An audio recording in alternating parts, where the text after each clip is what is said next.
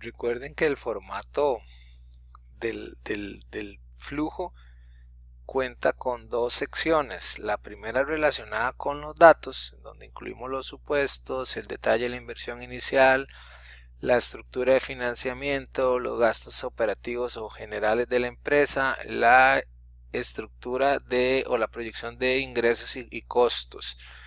En estos vamos a ver cuáles son los resultados, que usualmente son dos: la plantilla de los flujos de caja proyectados y la estimación del costo de capital promedio ponderado.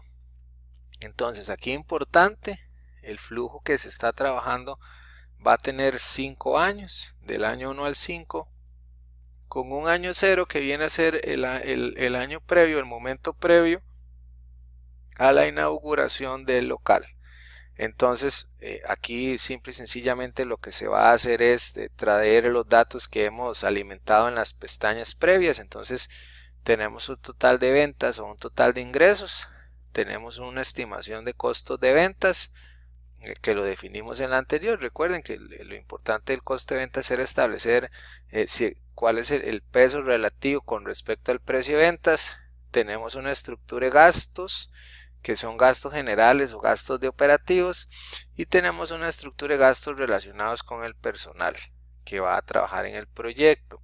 También recuerden que tenemos un tema de los gastos por depreciación o por amortización, las pérdidas de valor, que nos contribuyen a que la base sobre la cual vamos a pagar los impuestos sean menores.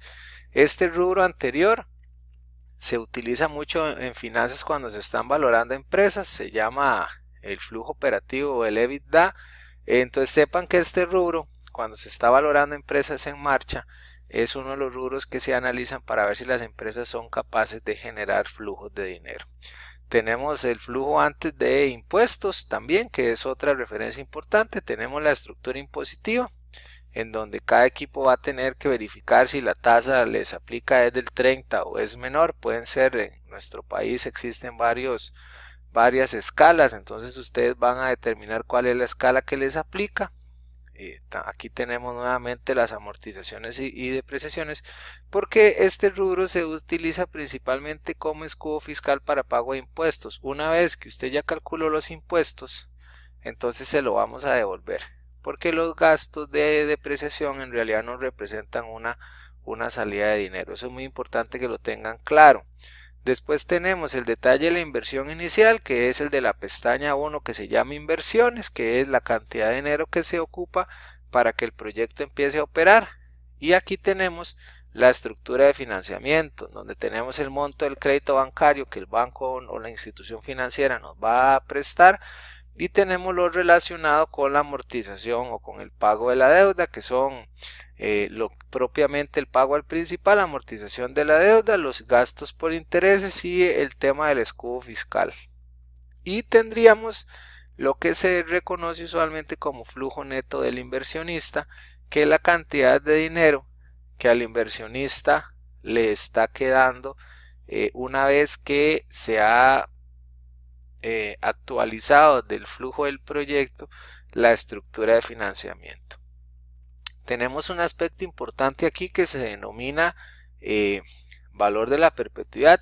Recuerden que el flujo lo estamos estimando a 5 años, pero con este valor lo que reconocemos es que la empresa tiene un horizonte de tiempo, una vida útil más allá de 5 años. Entonces, con ese valor que se ve en el video, lo que estamos diciendo es que esa empresa vale más de 5 años de operación. Estamos trayendo el valor de la empresa a todo el periodo, digamos, de la vida útil. Después tenemos el valor del flujo traído a valor presente, para lo cual ocupamos una tasa de descuento que la vamos a ver aquí en la pestaña 6. Y tendríamos, una vez que que se han obtenido estos datos, tenemos la evaluación del proyecto, que vendrían a ser estos datos que están aquí. Tenemos una tasa de crecimiento de la perpetuidad que generalmente se le pone un 0, ustedes podrían decir que es un 3. Entonces ven cómo se actualiza el resultado. Vamos a asumir que es un 0. tenemos el tema del valor actual neto, que es la cantidad de dinero que usted se va a ganar por llevar a cabo ese proyecto durante ese horizonte de tiempo, y lo que la teoría dice es que si es mayor a 0, entonces es un proyecto válido, digamos, que se debe llevar a cabo. Y tenemos el índice de deseabilidad, que lo que indica es cuánto dinero se obtiene por cada dólar que usted invierte. Entonces, en este caso particular, por cada dólar de inversión, el inversor o el inversionista estaría obteniendo 78 dólares. Si ustedes ven, el Excel trae vinculadas las otras pestañas, entonces el esfuerzo importante está en las pestañas anteriores para que la información sea lo más robusta y lo más exacta posible, de manera que los resultados finales que usted valora tengan sentido y que sobre todo sean correctos. Y la última pestaña es la estructura de financiamiento de la empresa. Aquí hay una indicación importante, dice que solo se debe completar los datos que están en amarillo. Entonces, sepan que hay varias cosas. La pestaña tiene dos secciones, una para un proyecto cuya moneda funcional son dólares, y otra para un proyecto cuya moneda funcional son colones. Eso va a depender muchísimo del tipo de proyecto que ustedes hagan, y como en este país es usual manejar proyectos en dólares, entonces ustedes van a utilizar la moneda de estimación en función de la construcción que han venido realizando para su proyecto. Aquí hay algunos links de una página del profesor Damodaran. Entonces lo importante es que usted ingrese cada vez que sea necesario a este link, y por ejemplo en esta dice seleccionar la industria. Entonces, por ejemplo, si lo que usted tiene es un proyecto de educación, entonces usted aquí pondría educación, pero antes de poner educación va a buscar en el link del profesor cómo se llama la industria del proyecto que ustedes quieren trabajar. Ese es el primer paso. Lo siguiente es la tasa libre de riesgo ya está, la prima por riesgo país, usted tiene que buscarla. Entonces dice aquí link para obtener la información, y aquí dice que use esta referencia. Entonces usted va a entrar a la página del profesor, va a buscar el rubro específico, aquí donde dice Country Risk Premium, entonces va a buscarlo, pero para el país que es Costa Rica. Entonces aquí vas a poner un porcentaje.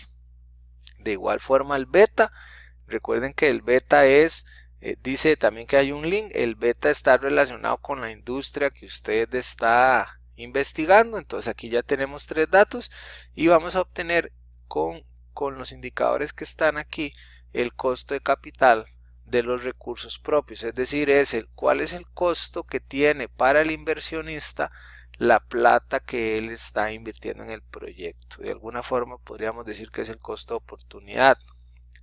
Tenemos también el segundo rubro, que es la estimación del costo de la deuda. Aquí teníamos los datos que ya los estamos extrayendo de la pestaña del financiamiento, y aquí lo que tendríamos que hacer es pues simple y sencillamente establecer cuál es la tasa de impuesto de la renta también. Entonces ustedes, en función de la tasa de renta que pague su proyecto, ahí sería actualizar en la pestaña de flujos de caja que decíamos aquí, y una vez que usted la actualiza aquí, entonces aquí se va a actualizar la pestaña del impuesto de la renta. Si su proyecto fuese de otra realidad, de otro país o otra característica, igual aquí en la página de Damodaran usted podría buscar cuáles son las tasas de impuesto de renta por país, y con los datos del financiamiento vamos a obtener lo que se llama el costo de la deuda. Entonces el componente del costo de capital o la tasa de descuento tiene dos elementos: un componente del costo de los recursos propios y un componente del costo de la deuda. Y eso nos permite, una vez que usted ha identificado cuál es la estructura de financiamiento, recuerden que esta inversión inicial tiene dos fuentes de fondeo: el dinero que aporta el inversor y el dinero que le aportan las instituciones bancarias. Una vez que tenemos establecida esa ponderación, lo que hacemos es simplemente multiplicar el costo de los recursos propios por el porcentaje del fondeo de los inversionistas y el costo de la deuda por el porcentaje de financiamiento de, en este caso, las entidades bancarias. Entonces, aquí ya tendríamos la tasa del coste capital en dólares que vamos a utilizar para el flujo, para descontar los flujos y obtener el valor actual neto. Si es en dólares, ese sería el resultado. Si es en colones, este sería el resultado, pero ven que son diferentes y es porque tenemos que hacer un pequeño cambio, que es esto que está aquí en amarillo.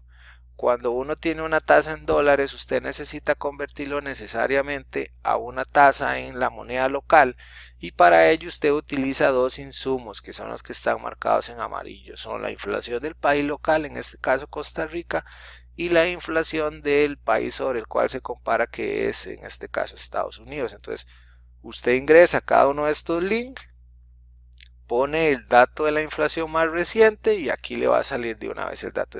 Si yo por ejemplo quisiera ponerle esos dos datos, entonces vean cómo el WACC ya se me actualizó. Una vez que yo completo estos datos, ya los datos están vinculados aquí donde dice coste capital y este valor actual neto es el que me va a indicar si al final de cuentas el proyecto es rentable o no. Entonces vean cómo a través de estas pestañas que tienen la información mínima para evaluar un proyecto, usted se podría dar cuenta con claridad si la idea de proyecto que usted tiene desde el punto de vista financiero es rentable o no.